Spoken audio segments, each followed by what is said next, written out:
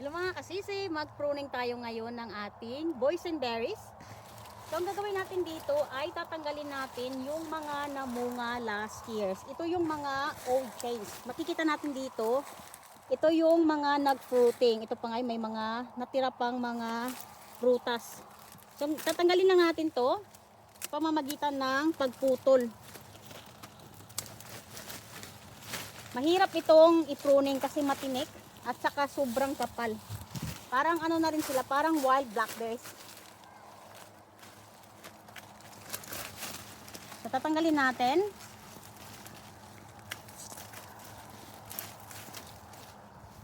Yan, kumakapit. So itong bagong tubo, gaya nito, sila itong mamumunga sa susunod. Na mga around December, mamumunga na sila. Yung mga sa gilid-gilid na maliliit, tinatanggal din natin yan para hindi masyadong makapal.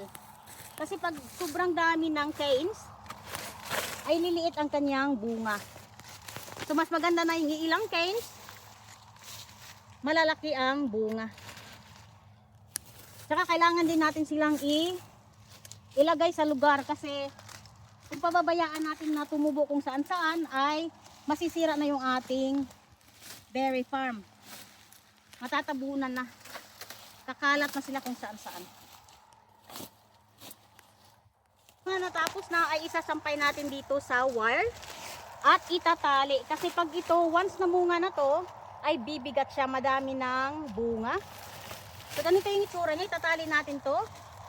Once natali na natin ay ganito na yung itsura niya. So ayan.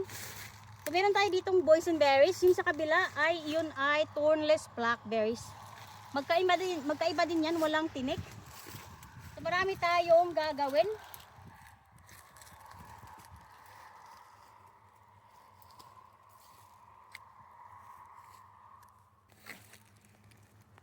So yung ibang tumutubo dito sa gitna, pinuputol natin yan kasi hindi natin pwedeng i-filled up yung row kasi kailangan malayo sila sa isa't isa.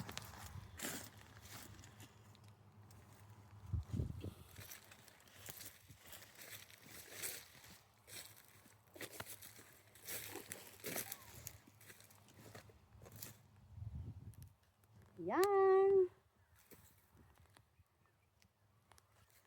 Tsaka kung gusto nyong bumili ng secateurs, ito ay super brilliant. Napakagaling mag-cut at super sharp. At saka pwede mo rin siyang i-adjust para siya mag-cut ng mas malaki pang kahoy. Hello mga kasisi, ito na yung ating boysenberries na natapos natin. Ayan, may tali na siya, ready to go. So antayin na lang natin siyang mamunga sa December. So before that, maglalagay muna tayo ng mga fertilizer para mas mataba, mas masagana ang kanilang pagtubo. Ayan, lalagyan pa natin ito ng poste din kasi medyo wobbly siya at saka bibigat kasi ito pag marami ng bunga.